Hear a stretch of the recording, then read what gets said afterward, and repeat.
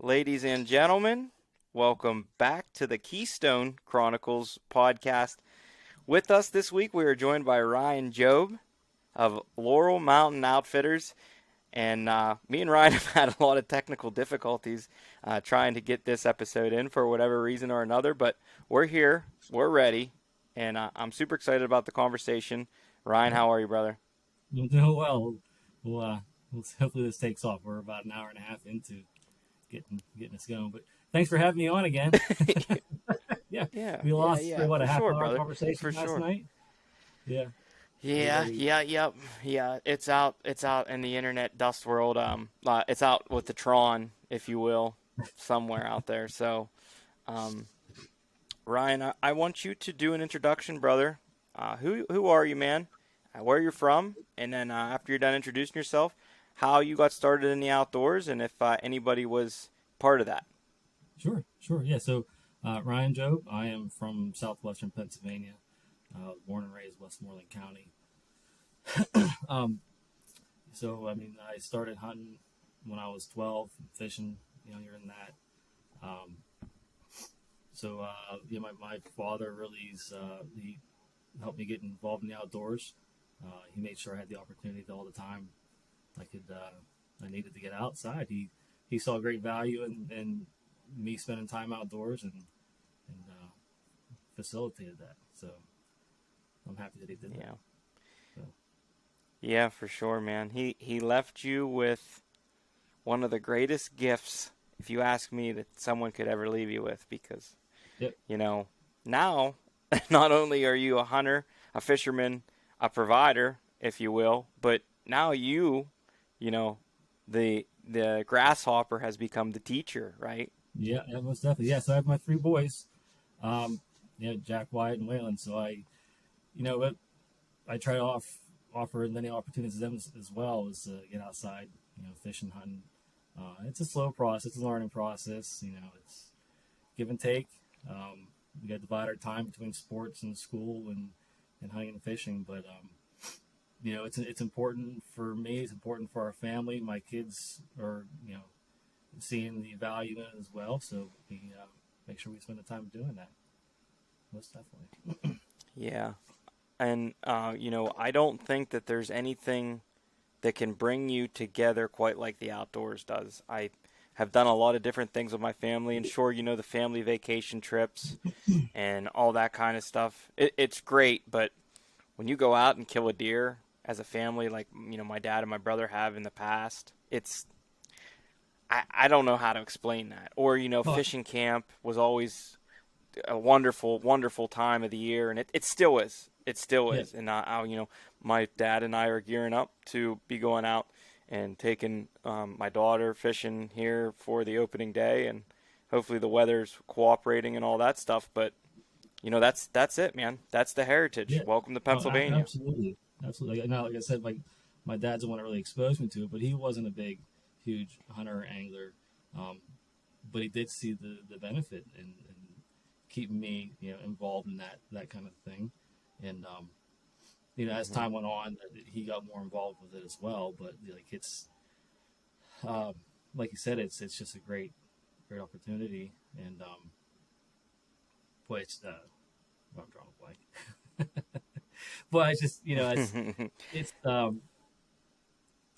like he evolved with it as with me as well, and like that's where a lot of our great memories were formed. Like he was learning at the same time I was learning, and now I get to do that with my boys as well. Like I'm learning new things daily as I'm taking them out as well, and it's great to watch it happen. It's great to be part of it, and it's great to be able to help pass that along as well.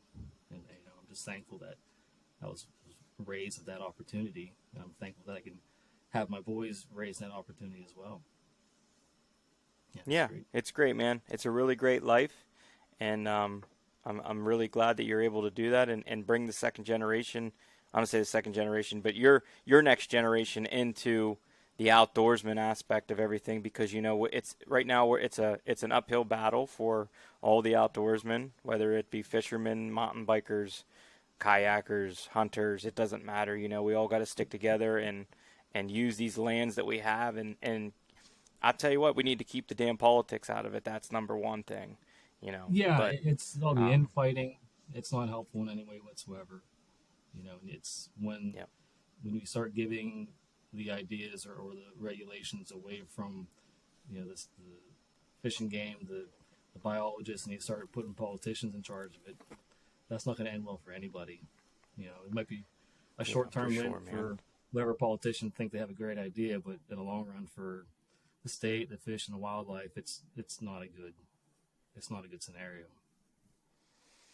no, I agree 100%. And like I said, I really pray that we're able to keep people's agenda out of everything, because that doesn't end well. You look at all the other stuff going on, and I just want to give an example real quick. Hey, my kid on the baseball team, basketball team, we raise more money than anybody else. Why is my kid sitting the bench? Well, Johnny, Timmy, and Joey, they're a lot better than your kid, and if he practice, and he's going to get his time and all that stuff. But you can't just say, oh well, I'm more powerful, or I'm more money, or whatever, and I'm going to make this happen, because that's not good for anybody.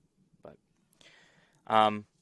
back to the subject, brother. I want to get right into some whitetail hunting immediately, and I know that you're a big traditional guy, so I want you to touch base on how's that going. How in the hell did you get started in traditional archery? And let's talk about some of the equipment you have too.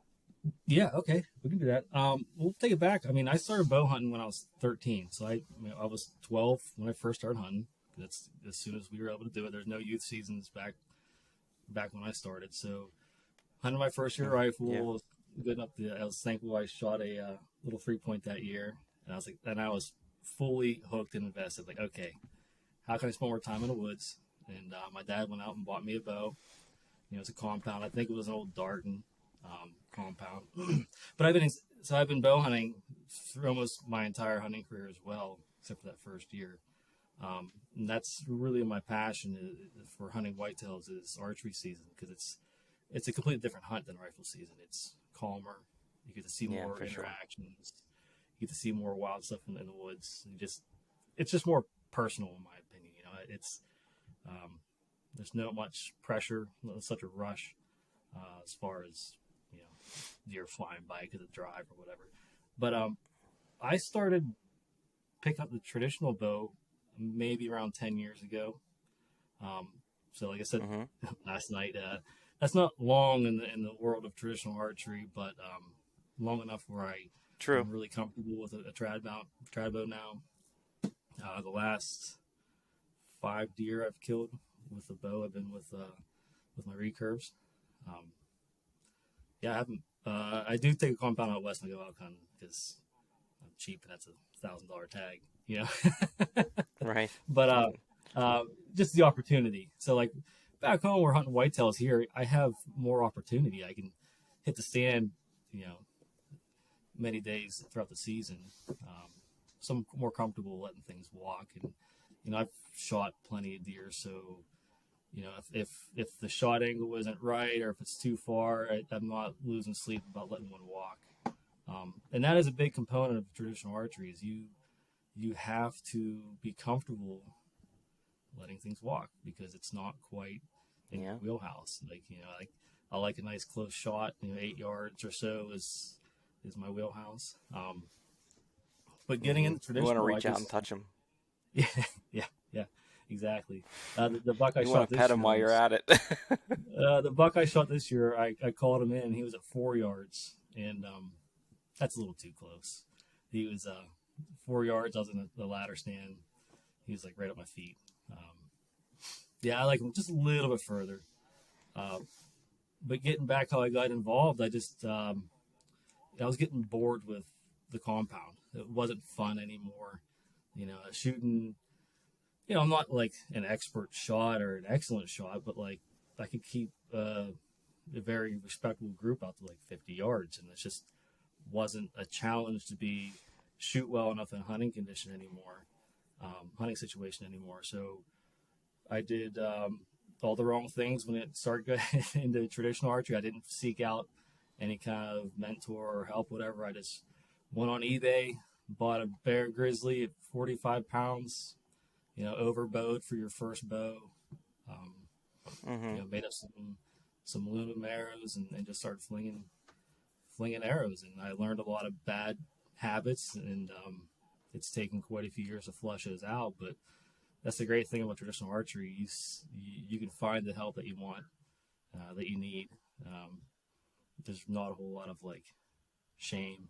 So many people are willing to help, give you pointers, and not be, not be derogatory about it. It's hey, I see you're doing this way. How about maybe trying this? Or why are you doing that? You might feel more comfortable with this, or getting this alignment, or whatever. It's a lot more positive reinforcement. I'll put it that way. So it's just I agree with you totally. The trad crowd, for whatever reason, like they're a lot of the guys that I talk to and seek out some advice and stuff when I'm searching for a certain deer or something like that, or I'm in a certain part of a terrain, just kind of looking for some opinions, or maybe somebody sees something that I don't, and they're the best guys, man. Number one, the woodsmanship that comes with it, and that's something we'll touch on later. The woodsmanship that they seem to have, and I understand where that comes from. It's really respectable, and I don't think that you can do better than that. In the modern day of deer hunting, I don't like the whole like lick it and stick it, how to deer hunt. First thing you do is go buy a trail camera, set it up, and this is how you do things. Yeah. Because I grew up without that stuff, and then I remember my dad getting the camera and stuff, and that was cool. But like we didn't, that wasn't like, oh, the camera's there, that's where we're getting pictures of deer, like that's where we need to go hunt. Yeah. And that served me well for a long time. And I have even been victim or fell to the person that has, had the cameras out, and I got the pictures of the deer, and I'm like, oh, I want to be in that area because I did put my camera in a good spot or whatever. And realistically, I should have just went with my gut and went to the other spot where I was like, oh, I feel like these deer are moving that way. So, you there, Marcus? The trad guys. Yeah. Yep. Can you hear me?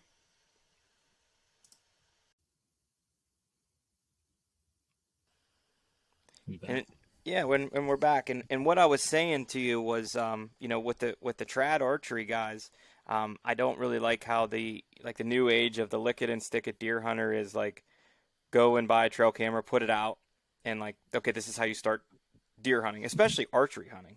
You need the woodsmanship, and a lot of the traditional guys are guys that usually have come from the spectrum of, they were compound hunters for a long time or whatnot, and they wanted that extra challenge like you're talking about, and they went to being trad guys. So they're like the best crowd to reach out to. I'll just tell everybody that right now. I reach out to trad guys all the time when I have questions or I'm looking for advice on something, and it's like a big hug every time I talk to one of them. So yeah. I fully understand the trad crowd is great, man. They want more people to be into it, and I understand why. They're pushing for it. They want more people to experience all the fun that they're having. And like you said, the hardest thing about traditional bow hunting, is not so much like learning how to shoot the bow and becoming comfortable and, getting better doing it. It's, hey, that deer is 15 yards from me, but this is just not a good shot to take. So you must be ethical when you're out there with that bow. And I mean, that's any archery equipment. You need to be ethical. And I know there's guys out there that are not very ethical, and to each is their own, but like, I couldn't sleep at night because I've hit deer and like I'm still haunted by nightmares. My wife laughs. I'll wake up in the middle of the night like, the 12 point, like. Well, I'll put it this way. I mean, I've been bow hunting for what, I'm 38, so pushing 20 something, 25 years now. I have not wounded a deer with traditional archery, with my recurve. Bang on that. I can't say that with my compounds. It's a different mentality. I think it's a little bit of a maturity sitting in the tree stand. Okay, I've been through that. I don't want to do that again. I don't want that experience with this bow. So I'm going to sit and either let this thing walk or wait for the perfect shot. That's And then what you're saying about that having that, letting things walk. I mean, knowing your skills and your capability is a huge part of it as well. Like having your shot process down before, you need to have that down, be comfortable with shooting at a deer at a certain distance before you even think about going in the woods with it. I mean, you have to, okay, I'm not good at 20. Like if my group is too large at 20, maybe 12 yards is my max effective range. And you just have to know that. You have to put those limits on yourself, and you have to stick to it. I mean, that's what it is. I mean, I had full intention of taking my recurve out to Idaho last year, but I came unglued. During the summer, I came unglued. I think it was just the stress of I was taking college classes at the time. My boys are all in baseball. My wife is working. I'm working, and I lost my shot process, and I was not comfortable. I want to be able to shoot 30 yards comfortably, to take that bow out elk hunting, and I wasn't comfortable, so I stayed home. I took my compound, and that's the maturity of it as well. Like, I don't want to drive all the way out west and end up wounding an elk, or whatever game you're hunting, just because I'm going to be bullheaded and use my trad bow. No, I wish. I wish I was more comfortable with my skill last summer. I feel way more comfortable now because I put that extra time in between that summer and now, and getting my release more consistent and finding my anchor point and my draw. I've been putting the work in to figure all that out. 10 years later. Like I said, I picked my first trad bow, maybe 9 years ago, somewhere around there. But still constantly learning, constantly improving, and that's part of the fun in the traditional archery, for me at least, is constantly tweaking, your sequence, how you aim, and then for my compound, it was always just pull, hit your anchor, settle your float, and squeeze, and then you're shooting your speckled group at 50 yards, and that wasn't fun anymore, because there was not. It's always challenging. There is a challenge to archery. But I couldn't just take a softball 30 yard and fling my compound at it, where I can with my trad bow. I can put some blunt tips on it, take a softball, and just wherever the ball lands, I start flinging arrows at it, and working on unknown yardages. That's a fun way to progress your skills. That's like that aspect of it came back. That aspect of archery came back when I picked up my trad bow, and that's why I just fell in love with it and fell deep into that rabbit hole. So yeah, I can see how that happened. So. You got them all on the train, man, and that's great. That's one thing I wish that I was approached by some people when I was growing up, and I was shooting all the time in like leagues and stuff like that. And there was an older group of guys who shot trad, and they're like, hey, you should pick it up, you should try it. And like, I was young, and the compound was cool, and I'm like, oh, why would I want to do that? And as I started to age, like you said, like it was a maturing aspect. I was like, hey, I kind of want to get into this, and I want to do that. So I have my iron in a lot of fires, and right now, and it's coming. It is, but it's not for everybody, and that's okay. Let's get the whole infighting we mentioned earlier between the groups and the hunting organization. It's okay to not be interested in something, or not be good at it or whatever. And if the trad bow is not for you, that's fine. Like that's perfectly okay. I don't have a thing against compound hunters or whatever, because I still am one. When I think of how I want to bow hunt, it's the traditional archery comes to mind first, but I am a hunter first, then a traditional hunter, and then a compound, and then a rifle hunter. I try to do all the seasons. I try to do all the things that can get me into the woods. And then we just have to have that mindset. Like, there's maybe a progression, or there's a influence that you might need. to get you from one discipline to the other, and if you don't like it, you don't like it. That's okay. Yeah, it is. It's okay. You can like what you like, you can hate what you hate, but at the end of the day, like we were saying, the traditional archery guys have their arms open, and if you need help, Yeah. reach out. And Ryan, you're one of the guys that I would tell some people, hey, reach out to him. He's an Yeah. outfitter. He's got some stuff down there that can get you started, and Yeah. call him, see what he's I'm got to not say, gonna, or shoot him a message. I'm definitely not going to claim to be an expert by any shape or means, but I'll most likely, or help you out any way, shape, or form that I can, mainly by teaching you all the things that I did wrong and telling you how to not do that. Um, but you Yep. said about the traditional archery community. You said like, if anybody's ever been to ETAR or a traditional archery shoot like that, it's great. I mean, everybody's friendly. Everybody wants to bullshit with you. When's the last time you went to attack and they handed you $1,000 bow? Say, okay, go out, walk out of sight and fling a couple arrows with it. Tell me what you think. That kind of doesn't happen in other other industries or other disciplines, but it's commonplace in the traditional archery community, and it's great. And I hate to keep saying that, but it really is. I mean, it's very It's good unique. to talk it Put it up, that way. and them guys definitely appreciate all the love. I want to talk about. Give me one of your kills. You said you killed five. Did you say deer or 5 bucks with your trad equipment?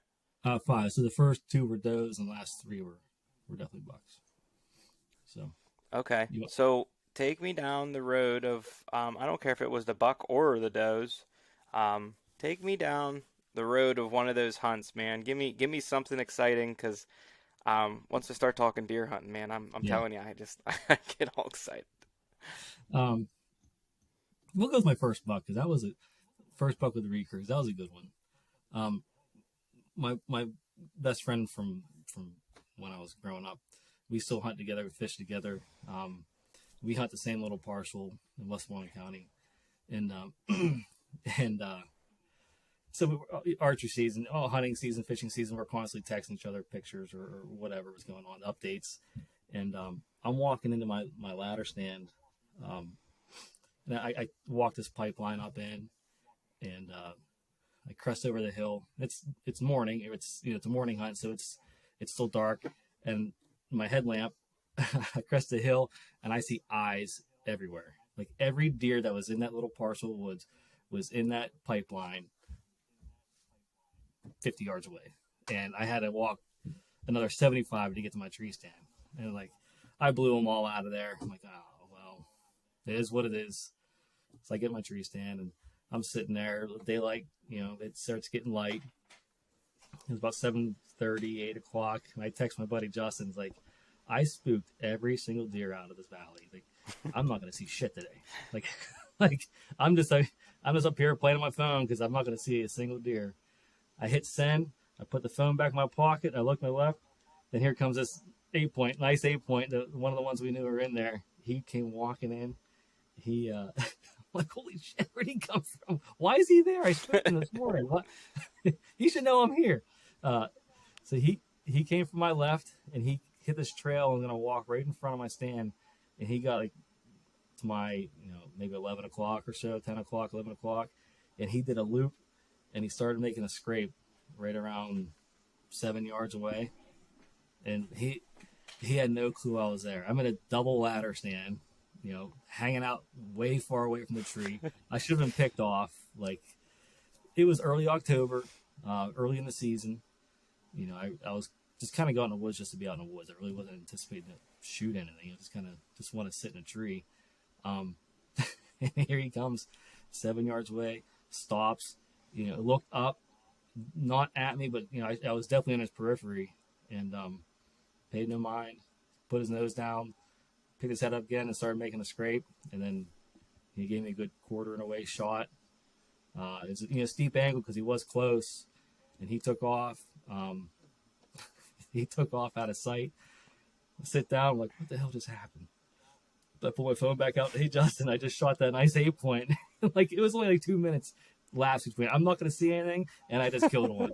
And honestly, Right. we've done that a couple times before. He killed a buck last year, and the exact same thing happened. He said, like, there's nothing in these woods. And then, exclamation point, holy shit, I just killed a nice one. It's like 2 minutes, 3 minutes later. Um, but anyways, back to that buck.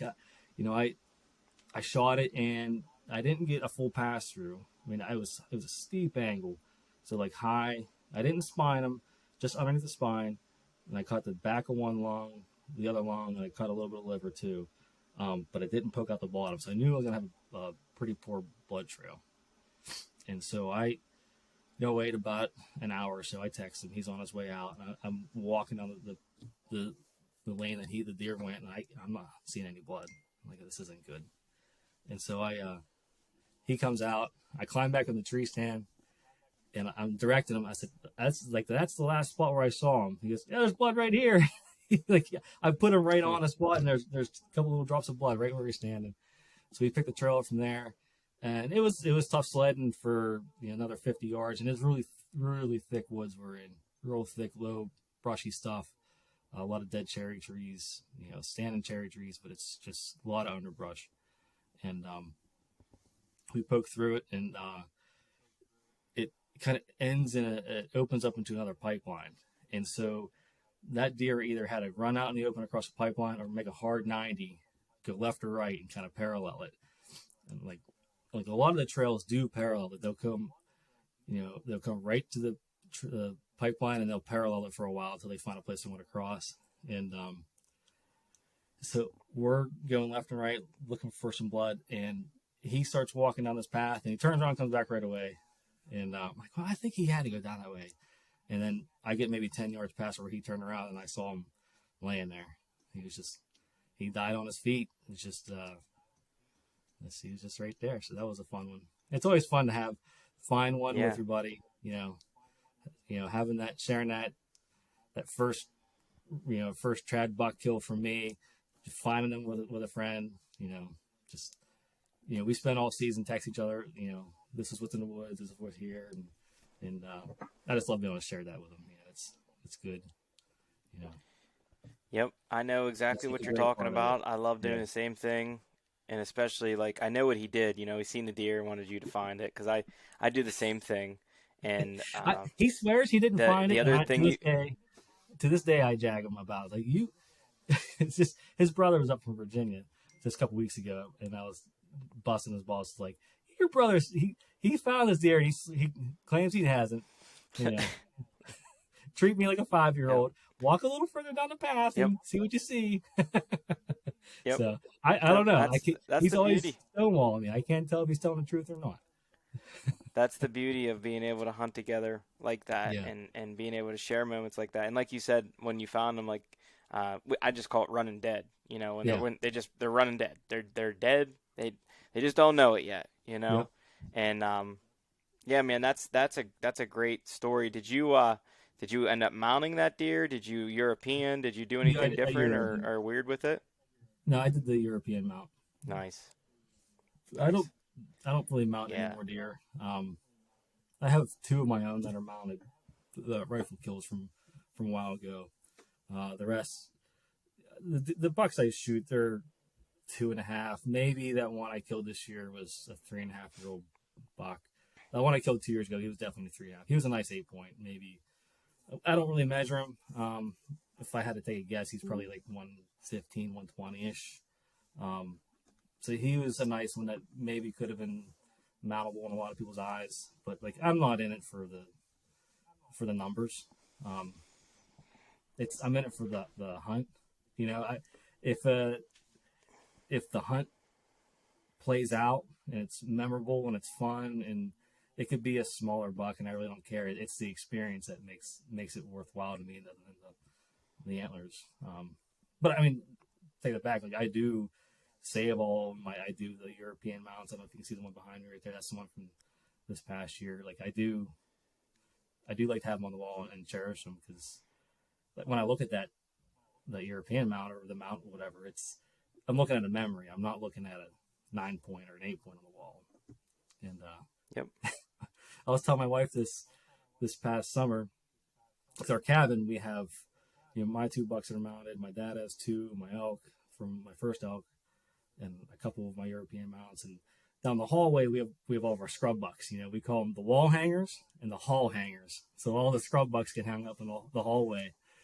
And she's like, "There's too many deer heads in here." I'm like, "They're not just deer heads. They're memories. I could walk down the hallway and tell you every single tree I was in and what happened that day and how cold it was and the rain or not, and I tell you everything about it." And I said, "Let's put it this way. Every year we get family pictures together. We don't take the picture off the wall and throw the old one away because we got new ones and hang it up. Like you keep those pictures because they're memories, right?" I said, "The antlers on the wall, those are the same for me." And Yep. so I like that analogy. I try to use that more often. So. Yeah, it's a good analogy. Luckily, my wife doesn't mind. I just hang up deer antlers all over the freaking place, and like I told you, between hunting multiple states, I get lots of opportunities to bring them home, and Yeah. yeah, there's a couple around here, and Yeah. I mean, I do. I'm not gonna say that I am an antler hunter. I think it's really hard to find Pennsylvania boys that are actually antler hunters, yeah. especially like I would say that cutoff for what we're talking about is right around like my age. That which would be now like anybody born like I don't know like after like 95, 96. I Okay. think that they're more prone to lean towards what the hunting industry is and how the social media aspect of everything has pushed like the antler Yeah. hunting and all that. Well, And that's they grew great up and all. But like with the antler restriction. I know guys who have had multiple nice deer that I would have killed come out in front of them and they're like, "Oh, I only hunt big deer." And I'm like, Yeah. "Bro, you've only shot one buck in your life. Like don't bank everything on just going out and killing Yeah. this one good deer. Like kill a couple good bucks. Yeah. Get the confidence going and then go out and if you want to, hey, I want the big challenge, go ahead and get them." Yeah. But then that kind of comes full circle back to the traditional versus compound. Like it's okay to do what you want. It's their tag. It's not my tag. If they want to, True. if they want True. to eat tags all for 5 years until they finally shoot that one that they've been looking for forever. I mean, that's their prerogative. Um, I don't understand it. Like I like eating deer meat, so That's I'm that's shooting. exactly why I think me and you were like, well, what the hell are you doing? Because you just let all them Yeah. steaks walk right by you, and now you're eating tag soup, and Yeah. 3 weeks after deer season, you're telling me there ain't no deer in Pennsylvania, or Yeah. well, you had your shot. Yeah. I always like to say that if you put the time in, every season you're going to get that one close encounter. You're going to get that at least that one shot, and if Yep. you don't, you were not in the right spot. Because Yeah. I can tell you, I have personally never had a season where I couldn't have at least flung an arrow. I mean, it might have been, kind of like, an iffy shot, 35. I'm not really like an out past 35 guy in the woods. Like, I'm like a 30 max in the woods. Mm-hmm. And yeah, I probably could have shot, but like you said, I've wounded deer and I won't, I'm not going to put myself in a position where I'm not fully 100% confident that shot is going to go down. Yeah. So I like to tell guys, just put your time in. It's going to happen. Like you were saying, you were texting your buddy, you and we're texting and, hey, it's a crappy day or all that. And it happened, because Yeah. my dad and my brother would always say, just hang in there. It only takes 1 minute, right? Well, And it it happened can go because down. I So, I stayed in the stand. I could have blew all those deer out and yep. said, "Well, hell, I'm not going to hunt here today because every deer that's going to walk past me is, now, off the property." But say, well, Yep. I was like, well, this is my day to hunt, so I'm going to hunt, and it worked out. Yep. But that's the great thing about it because you never know what's going to walk by. The rut is you just never know. That's the great part about it. Yeah. It's, Well, you just never know. you can't kill them from the couch, right? You can't. You absolutely can't. No. You can't kill them staring out the window just because there's a Yeah. little bit of drizzle or rain or it's cold or whatever. You got to be out there and you got to be willing to do it. And the guys that are the guys that are successful year in and year out. And the guys that want to go out and drink themselves to death Friday night and they sleep in and then they're mad at themselves and their buddy shoots a hammer that day. And, you got to, what do you want? Yep. You're going to make it happen or not? Yep. Exactly.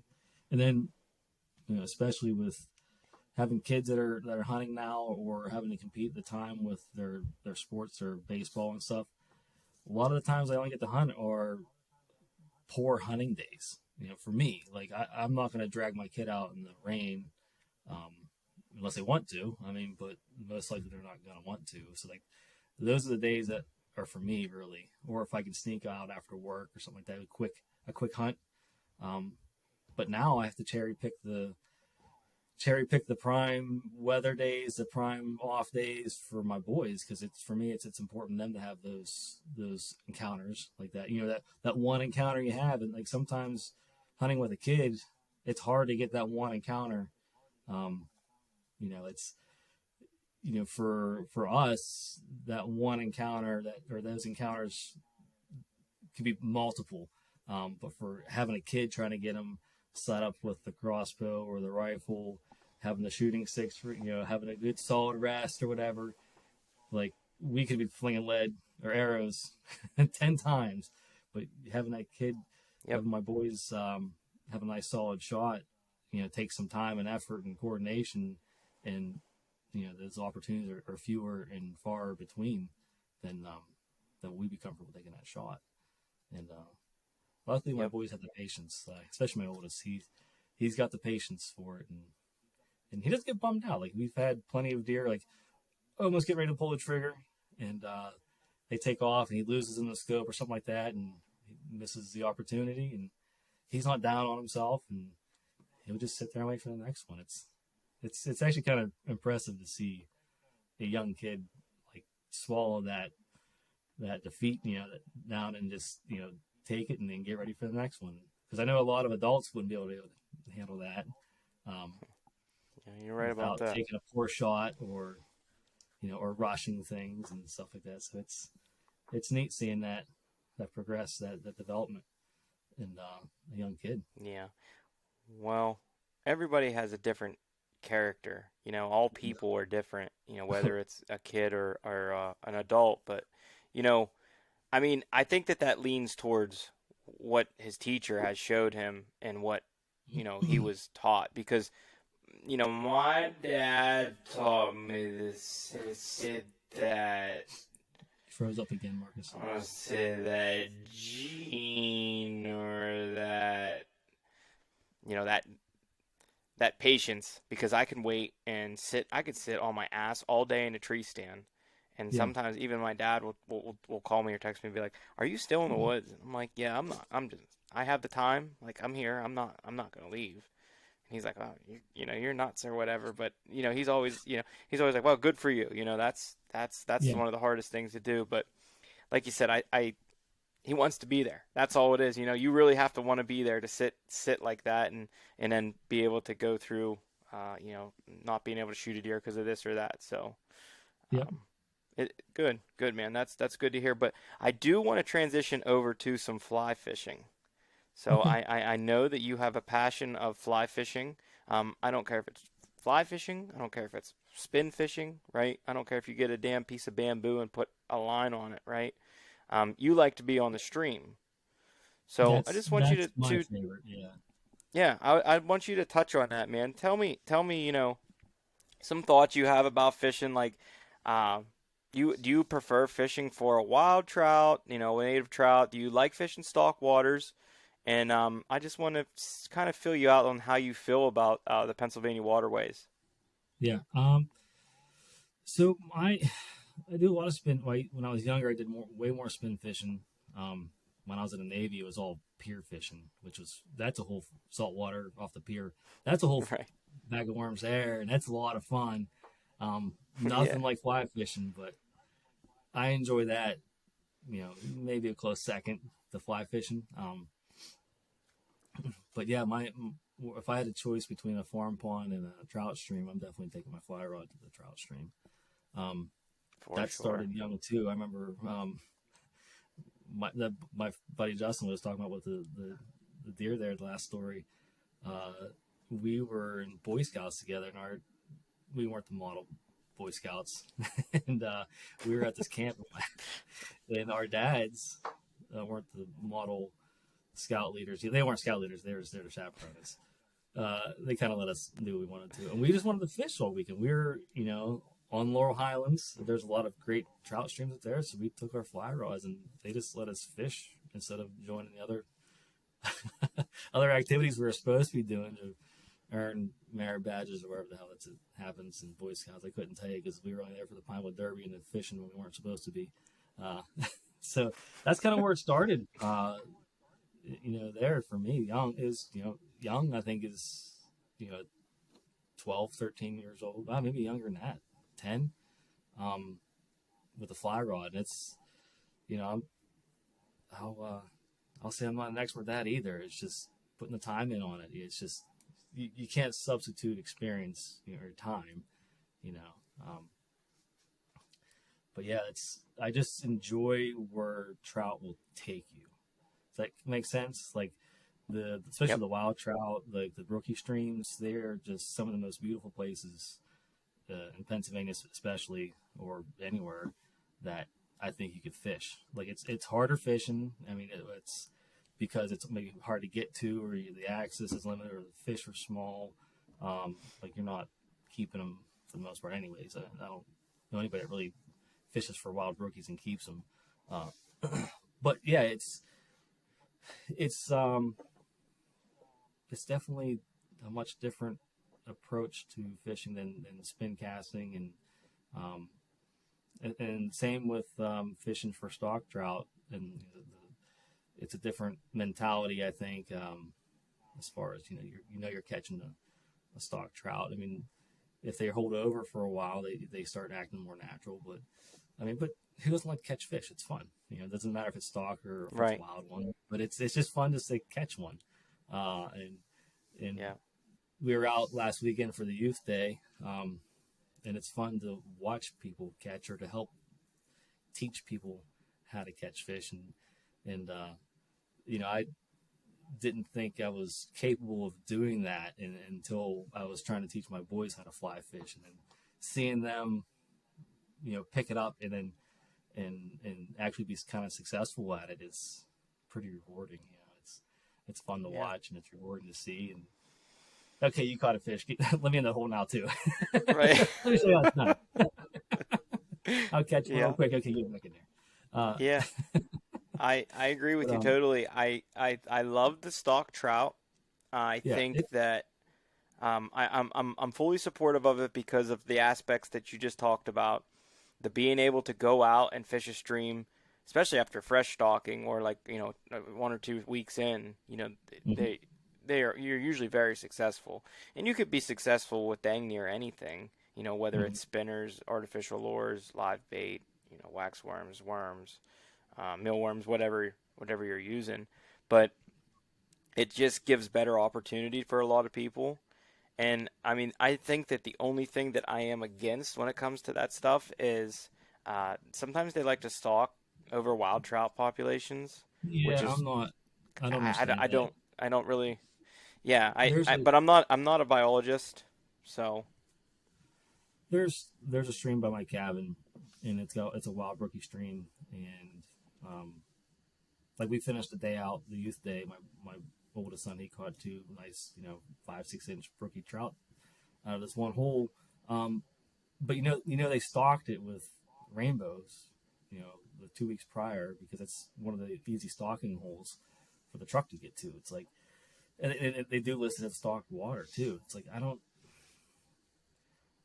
understand that. Like I said, I'm not a biologist. I'm not a fish biologist by any means, but it just seems like the extra competition for the resources, for the food, for the places to, you know, to be in the bottom of the stream, they're being pushed out, or they're being prey, or they're not getting the feed that they possibly could. I mean, most likely the ones that get stalked in there, those rainbows are going to get, caught and thumped next weekend anyways for the opening weekend of trout. But it just seems like unnecessary competition where they could put those trout in other streams. Like I said, but I'm nowhere near a professional or biologist to understand how they would interact. But I as far will as touch on something for you real quick that I do know for a fact is, so when you do see where they will stalk browns into a wild brook trout or a native brook trout population, they the brook trout are trying to reproduce, and what will happen is those browns will come and kick them out of their spots where their eggs are at, and yeah, they'll take them. They'll use them, and then not only that, the brown trout will eat smaller brook trout. I mean, all trout will eat each other, yeah, why but wouldn't they? your Yeah, brown trout are, oh yeah,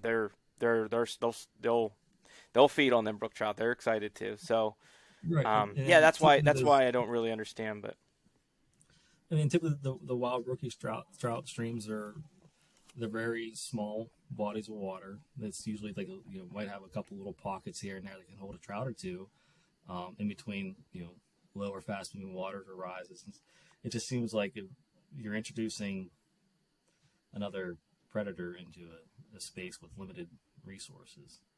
yeah, Um, you know, but as far as fishing stock trout in Pennsylvania, like you just have to. I mean, there's too many fishermen. There's plenty of streams, but there's too few streams for the amount of fishermen that want to catch the trout to keep the trout and eat them. So like you just have to be comfortable catching stock trout. Like it is what it is. And like I said, it's fun catching fish. So I don't really understand why people have a whole problem with that, because you go in the summer anyways, and most of those stock trout are either pulled out by other fishermen, or they're prey to the eagles or the otters or wherever you're at. I mean, not many of them survive till next season. So yeah, I would like yeah. to see That the is Fish Commission do more fall stocking. That would be interesting to see how they survive through the winter. It seems like most fishermen for trout that are fishing, the fall and the winter and the early spring, those are typically the catch and release people anyway. So, I mean, there is a mortality rate for catch and release. Let's not pretend there isn't. right for sure. But it seems like you would still have a lot more fish in the water long term if you spread some of that stocking out to the fall as well. Yeah, I don't really like when I'm a catch and release guy, but Yeah, I don't really like when the catch and release guys get on the guys that keep the stock trout, because yeah, I mean the it's mortality rate is so high that yeah, them keeping them, I just good for them. I don't. I'm gonna go out and fish the wild trout population, native trout population anyway. So yeah. good on them. I don't want to keep them, but at the same time, if you want, good for you. That's wonderful. Good. I mean, take them Let's see. home, eat them, Yeah, flay them up. Cut them in half. yeah, However the heck you're gonna make trout sushi for all I care. I'll yeah. eat trout, but I just I don't understand why. There we are going and talking about why sportsmen are at each other's neck for whatever reason, and we need to be on a united front at all times. But Yeah. I mean, but um, you're buying the same license as every other angler in Pennsylvania, and it says you're allowed to keep a handful of trout per day, and um, if they're not taking more than their quota or fish that are too small, then good on you. You know, I mean, yeah, I well, would it like to used be to able to be hit eight. the same hole. Yeah. What is it now? 6, 5? I I don't think it's even. I don't five. even know. Yeah, it Yeah. used to. It used to be eight. I remember when we were growing up, it was eight, and then Yeah. because we would put them on them metal stringers, and then Yep. they changed it, and then the metal stringers now they have five. Yeah. And every once in a while, like I'll clean something out, and I'll find one of them old stringers, and I'll be like, Hmm. "Dang man, I remember them days or Yeah. whatever." But I just put a thing on um, Instagram. I found some old pictures from camp when I was a kid. It was a reel I put on Instagram. Like that was one of the pictures of this old aluminum metal, or Yep. it must be Yeah. galvanized. It was a galvanized, Right. stringer with the 8 clips Hmm. on it. Yep. Yep. Yeah. Yeah. I mean, maybe, we're young guys, but I guess we're showing some age now. I don't know. Yeah. Um, I got a little gray in but me. but yeah, I mean, a little back older, back back to fly fishing, man. It like you said, it's one of those things that you gotta want to fly fish because like I will break out the fly rod, and then if I get fed up, like the spinning rod's coming out or the minnow rig, Yeah. or like running a minnow rig on a fly rod is always an option too. But to each is their own is what I want to Yeah. say by getting at that because sometimes I just want to catch some freaking fish, man, and Yeah. they're just not Well, hitting the flies or the streamers well, and see, I've had quite the opposite experience because I catch way more fish on a fly rod than I do a spinner. And mm, like just the anecdotal evidence here is a couple years ago, it was cold. It was really cold opening day, and I had my middle son with me, and he lasted 45 minutes. And mm-hmm. I ran him back to camp. Then he stayed at camp with my dad, and my friend and I were fishing the same hole, but I didn't have my fly set up. I had Wyatt's spinning rod with mealworms, maggots, and power bait, and probably something else, probably salmon eggs. And Mm-hmm. I caught a couple, and then the Yeah. bite turned off. And my buddy Justin he's just using an nymph, and he's just cleaning house. He's pulling one up every so often, every couple casts, putting them back. And he caught the same trout, I know, at least twice. He had like a snub nose. You can tell he was very identifiable. Like he had some marks on him and a screwed up nose. Like we definitely caught that trout twice out of the same hole in a couple hours. And Twice. here I am. I caught That's awesome. two in 4 hours, and he probably caught 12. It's like that's why I lean more to the fly fishing because like once you key on, how to fish a nymph, how to get that Mm-hmm. rig set up Yep. where it's off the bottom, right in their nose. Like the trout feed like all day long, especially the Yeah. nymphs. Like so, if you get the right Yeah. size, the right pattern, the right color, right depth, and you can be successful all day long. Yeah. My For experience sure. using For sure. I spinner rods with I bait, it seems like the bite turns off after they used to seeing so many maggots flying down past in the stream. I don't know if they turn off on that or what, but I don't know. I just have way more better luck with the fly. That's probably why I gravitate towards yeah, them. I think that if I was a better fly fisherman because I'm by no means am I a good fly fisherman because I'm still learning. Yep. And I picked up the Always fly learning. rod not too long ago. You're never done Right, learning. right. And right. Yeah, you're right. You're right. Yeah, I yeah, agree 100%. And if we were done learning, then you would probably not do it. I mean, you would just not do it. You wouldn't have a challenge anymore, and it wouldn't be any fun. So, uh, I picked it up not too long ago, a couple years ago, and I am working my techniques and working towards understanding some stuff. I am a little bit further ahead because I did have good teachers teach me, yeah. the hatches and what's in the stream and stuff like that. But um, my family has a long history of using stonefly nymphs, and for those of you who aren't using a stonefly nymph, if you want to use live bait, you need to use a Yeah. stonefly nymph because I would tell you how to get them, but I'll let you guys figure that out on your own. And good luck. And they're out there, and there's some other things that you're gonna get when you're getting the stonefly nymphs that you can also use, and they work very well also. So. Yeah. Um, I really love fishing, man. I think Pennsylvania does a great job, and that's one of the questions I wanted to ask you. I know that you did touch on some things that you wanted to see differently. I want to ask you, is there anything that you do want to see the Fish Commission do differently? And then also on the back end spectrum of that, I want you to touch on anything that you think that they do very well. Yeah. Well, I was just harassing them last week about the youth trout weekend. Um, I called the executive director, left a message, and they returned my call this Monday and said, yeah, thank you for your input. They're going to take it to the next meeting, which is April 18th. Yeah, good deal. They put a post out on Instagram, and I may have poked the bear I think they should open it up for all weekend Like it's right now, Youth Day is just Saturday. Um, Yeah. and I fish Bedford and Somerset County. That's where my cabin's at. And this is the second year in a row where, like this year, the streams low were unfishable just because all the rain we got. Last year it was snowing, freezing. Like if and my boys did fish the last year for a while, and my oldest he toughed it. We fished all day. I mean, but if you truly want to have kids to have an exposure to fishing and like have that be a part of who they are and what they want to do, why are we not giving them every opportunity that we can? And Right. why is it just one day on Saturday? And typically Saturday in spring is sports. Right.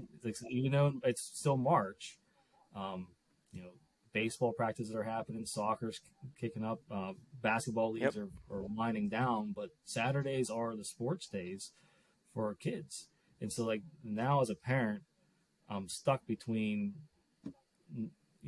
either have my kid not go out into the woods or the streams to have them play sports, or I'm pulling them out of their sports and like disappointing their team, which is a big part of it. Like we tell our kids that like when you sign up to be on a team, it's a responsibility. You're committed. It's a Yeah. responsibility to your coach, to your other teammates. So like you don't want to let them down. So we're not going to skip all your games and practices so we can go fishing every weekend. But I do make plenty of time for them to hit the stream.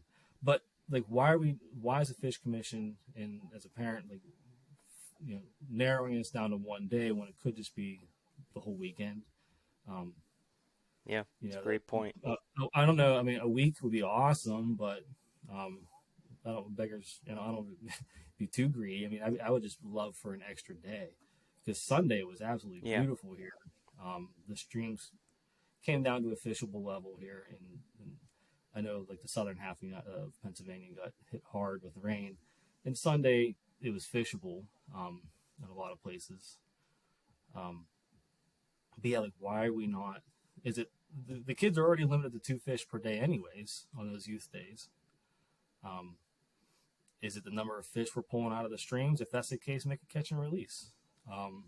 If 2 fish Right. is going to break the fishery, the the stocked trout fishery, then we might need to look deeper into the stocked trout fisheries, and if 2 fish is going to be the breaking point for it, but there's things that we could do to help the kids getting more involved and stay involved and grow a genuine interest in it. And I'm Yeah. looking at this weekend coming up. My youngest 2 didn't fish last weekend, and then opening day is for trout. I call it combat fishing, just because it's so crowded, and it is what it is. You just have to move on and try to find a different spot. But yeah, combat fishing, and I don't, it's nice. I'm not knocking the Fish Commission because the youth program was absolutely fantastic. I wish it was there when I was a kid. Yeah. Um, it's a great program. I just think it could be managed a little more efficiently or effectively. Yeah. And, Yeah. I'm total agreement with you. I think that Pennsylvania shies away from a whole pile of shit that's on Sunday, Sunday hunting, hint hint. And some other stuff. Now we're allowed to gamble and buy beer and do all the other hoopla, but Sunday's the day yeah. of rest and all that stuff. And I think that is where what you're talking about. I think it's where it's derived from. I really do. But Yeah. And it's, to what you were saying, I do think that there are things that they do really well, and one of them is now, the new state opener is statewide, which it yeah. should have always been that way. I don't know why. I know it had something to do with, hey, we have more time to stock this part of the state now, and we can get all this part of the state stocked, and now we're going to get this other part of the state stocked, and I can put 2 and 2 together, and I understand what was going on there, but let's hire more people then. Let's get more fish wardens out there, and then Yeah. we'll have more people. But also, this is also a call to everybody out there who has the time or who is able to go and help stock these trout, because they will take any help that they can get, and they do Yeah. need help. So don't be the guy that follows the truck and then bitches that the truck stopped at the bridge and dumped all the fish in, and you just followed him around and wrote down freaking telephone pole Well, numbers and yeah, exactly. yeah, Because I've seen it. I have yeah, seen it so many times, and the guys don't even get out of the truck, and they just want to see where where all the fish are going and stuff. But volunteer. And then on the other side of it, the Fish Commission should have a float stalker. And if you get the right volunteers, and you're going to get guys that are willing to go and float stalk, do it. Yeah, I yeah, understand the fish are going to go downstream and stuff and all that stuff, but the streams that are float stalk, like there's one close to where I live. The guys that come around here to fish this stream, they will tell you this is one of the best streams around. So yeah, they do a great job with it. They don't really even need like it's one of them places where it has a good wild trout population. I don't even know yeah. why they stalk it, but hey, whatever. It's fun to fish, so I think there's a lot that they do well. And is there anything that you are particularly happy with that goes on here in PA with that? Well, I guess like I said, the youth program, I am happy with it. It is a great program. I just think they could do a little more efficient with it. Um, they, I would like to see more stalking as well, like you For mentioned, more sure. float stalking. Like the streams that I fish that are float stocked are definitely more consistent with like how the Yeah. trout are dispersed in the stream, which makes for a Yep. more enjoyable, like I would say, a natural fishing experience. Whereas, the trout, the streams where they dump all the trout off the closest bridge, they're all in one hole. They get thumped out the first couple weekends, and that's it. And then it's another dead stream. Um, so I Yep. think there's room for improvement there. But that's they called off all the extra help they could get for stocking streams during COVID. I don't know if you remember that. Like Yeah. they weren't Yep. taking any extra Oh help. yeah, Um, I remember. yeah, so and they could advertise a little better in how and when to meet for fish. And it is posted on the website, but like they could advertise a little better. Yeah, we're in the modern age of Facebook and Instagram and all the other hoopla. Like throw something up on there, Yeah, stuff like that. I agree. I agree. I like that. yeah. Overall, overall, it's hard to Um, complain because there's just so many people vying for limited resources. So it's the reality of living in Pennsylvania, which is a hunting and fishing enriched environment. Mecca. Yeah, Yep. Um, but yeah, man, I want to flip over to the one last thing here. You do own the Laurel Mountain Outfitters, yeah. and I just want you to touch on, what why did you start it? And then also, put yourself out there, man. I want you to advertise what you got going on and the cool thing that you're doing. Okay, thanks. Yeah, that's the hardest part, or the most difficult thing for me is the self-advertising, self-promotion. I'm not a fan of that. I enjoy just being out there and hunting and fishing and providing Right. opportunities to people as well. Yeah, but Laurel Mountain Outfitters, it's a little outfitting business. I started on my own. It should be Laurel Mountain Outfitting. I probably should use a different word than outfitters. Supplies. I'm not taking people out and guided fishing or hunting or nothing like that. It's Not yet. it's Not outfitting. yet. Not yet. Yeah, not yet. It's outfitting as in supplying goods to hunters and anglers. So here in Greensburg and West Lorain County, like the there aren't any. There's very few outlets, quality outlets for hunting and angling gear. Yep. And I just got fed up with not having an option, an outlet. So that's one of the reasons why I decided to start this. Like right now, I'm all online because I do work full time at a power plant. So this is up off the ground. I'm trying to expand it, and hopefully one day open a brick and mortar along with an online service, like a dual front business. But my goal for Laurel Mountain Outfitters is to provide as many outlets for locally made, high quality sporting goods. So I'm trying to reach out to as many local call makers as I can. Um, so for archery, the broadheads and stuff that I carry, they're all made in the United States. The local tab makers for for releases.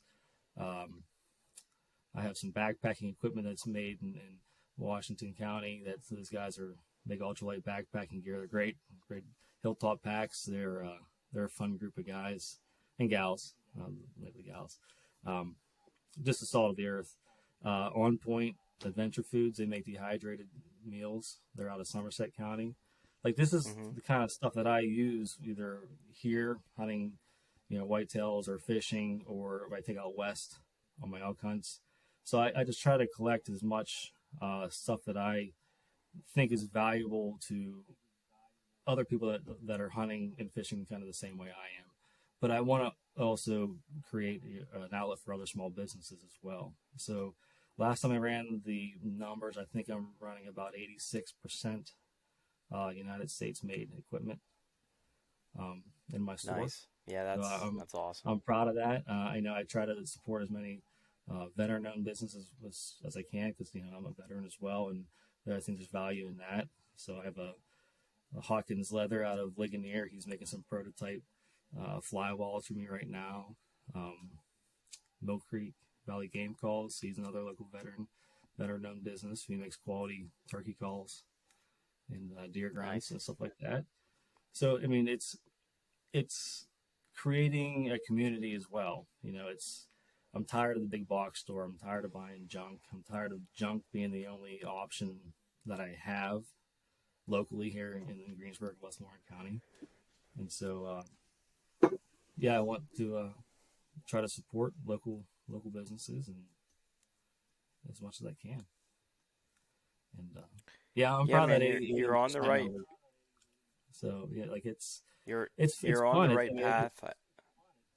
I'm slowly growing it. So You're like you're my inventory it's broad, but it's not very diverse right now. And every sale I get, the money gets right back into trying to expand the inventory, trying to find more product that's out there. So been a fun process so far, meeting and talking to people. It's meet a lot of great people so far. Just people that are very in tune or excited about their products and yeah, it's great. It's been a great process. So, yeah, so I'm I'm excited glad to see this. I'm really glad to hear that you're enjoying, having the business and all that stuff. And I uh I commend you on going the route of doing a lot of US made stuff Yep. because, I'm not saying that the shit that's coming in off the boat is junk because there are some good things that are imported, Oh yeah, but um exactly. So like I'm not for gonna the keep most things part, out because they're not made in the United States. Like I saw gold tip arrows. I mean, they're made in Mexico, but it's a quality mhm, shaft. Like I've been shooting gold tips for a long time. Um, I carry Reddington fly fishing equipment. I mean, some of that stuff's made in Korea, some stuff's made in China, but they have a good reputation. They make a good product for the price point. Um, so I'm not going to shun things because they're not solely made in the United States, but my focus is to um, not carry as much big brand equipment. Carry as much of the small businesses like the Mill Creek Valley Game Calls, the Hollerback Game Calls, the the On Point Adventure Foods. Like that's the kind of stuff that I want to have in my store. You know, because it's yeah, important. I mean, it's the small business yeah, is what made America, and it's what's going to keep America afloat. My opinion. Um, yeah. yeah, and Plus, you know, it's, entrepreneur people are built different.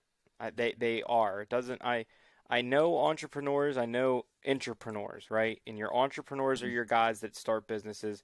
Your entrepreneurs, you need them too. Those are the guys that are going to start from the bottom in a company and they're going to work their way up through, and yeah, be VP or whatever that comes with that. So you need both breeds of people. But I think that the entrepreneurs, those are your people that are restless, right? They want to yeah, make a change too. They don't. It's not so much that they won't follow, but they probably like to lead, which is good mhm, because you can you can make a change, and that's exactly what I feel like they're trying to do, in entrepreneurships, and that I think that speaks volumes to the kind of people that they are, and then like what you're doing, or the guys that you're having make products and stuff for you. it speaks a lot. It's not Yeah, like you said. It's not just this big business that is going to come in and, hey, you have to set this up this way, and it has to be facing this way, and you need this big stand and all this other stuff where the guys can come in, and that's a product you can stand behind, right? You yeah, believe in that exactly. product and you want to sell it. Yep. I mean the flies I'm selling are the same flies I was using last weekend. I mean they're high quality tied flies, and I have half are made in Latrobe, Pennsylvania, and half are tied down in Tennessee. Guys that just they tie excellent quality flies. I mean, you can buy cheap eBay flies,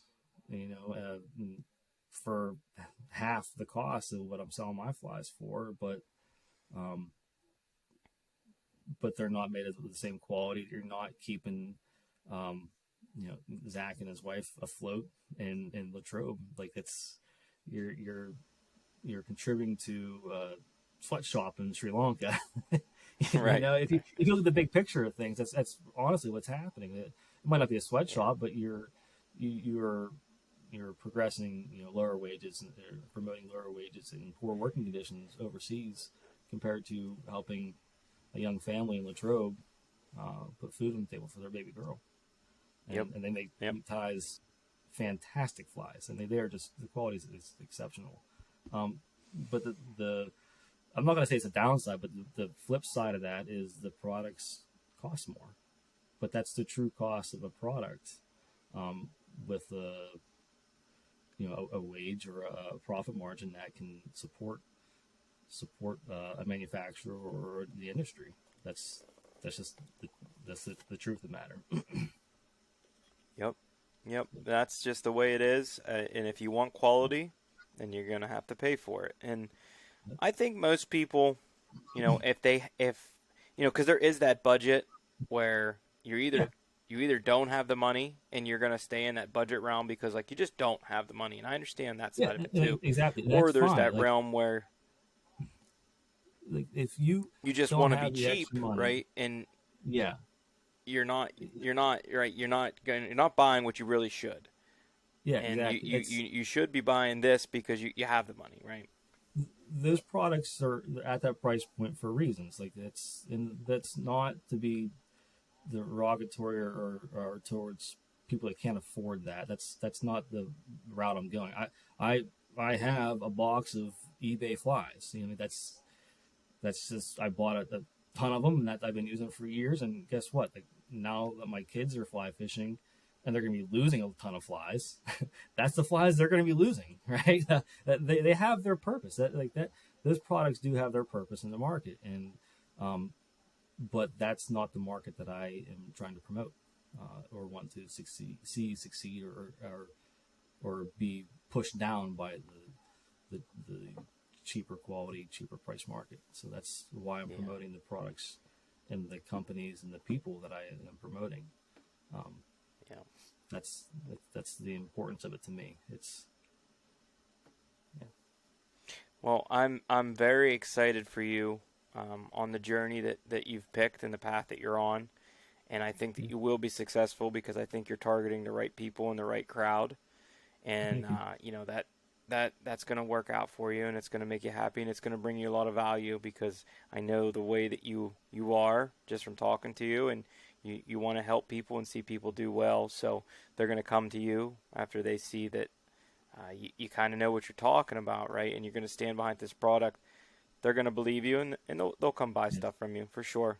yeah. It, and Like I said, it's I I, want to start turning this show into coming to an end here.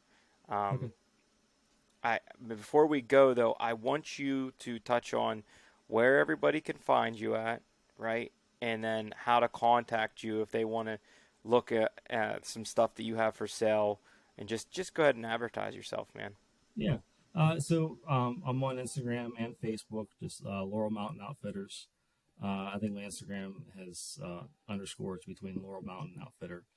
The website is just laurelmountainoutfitters.com. Uh, if you just want to bullshit with me, you can DM me on Instagram. That's where I do most of my talking. or the website has a contact me page. You can sign up for. I do send out some promotions and stuff like that every once in a while. So if you want to sign up on that contact us link, it's on the front page of the website. You can't miss it. That is beneficial Nice. to me as well. It just because it creates that community as well. I mean, like it's like that's the whole idea of it, is to create a community of people with shared values, and taking the time to sign up for my website, the contact information, it keeps us connected. I could send out some information. I could send out the link to this discussion we're having tonight. Like that's what's going to happen. Like I have another podcast tomorrow Awesome. I'm doing. Um, Good I have an deal. interview Good deal. with Frostburg University here next week. So like I'll send that out through the email just so everybody can read what Frostburg's doing. Yeah, that's the whole point of having the email. Part of that is to share information and keep in contact. But as far as Yeah. the day-to-day fun stuff that I post, Instagram, that gets shared to Facebook, but Instagram's my go-to. Yeah. Yeah, I think that you'll have people reach out for you for sure. And I wish you lots of luck on your journey, and I'll be happy to support everything that you're doing. And I just think it's great, man. And I want to thank you again for raising up your kids the way that you are in the outdoors. Yeah, thank They're you. the next line, they're the next generation, and I think you're doing a great job, man. Great guy. I really appreciate you coming through. I enjoy the conversation a Yeah, lot. Thank you. Thanks thanks for for having me being on. patient with all of this, Oh no, all this crazy it's fine. technical hoopla that happened. But um, yeah, man, I enjoyed the conversation, and hopefully we can bring you through later in the year and check on you, maybe see how your whitetail season went, or how fishing season was for you guys. Yeah, definitely. Thanks for having me on, Marcus. I really appreciate it. Okay. Well, thank you, brother, and have a great night. You too.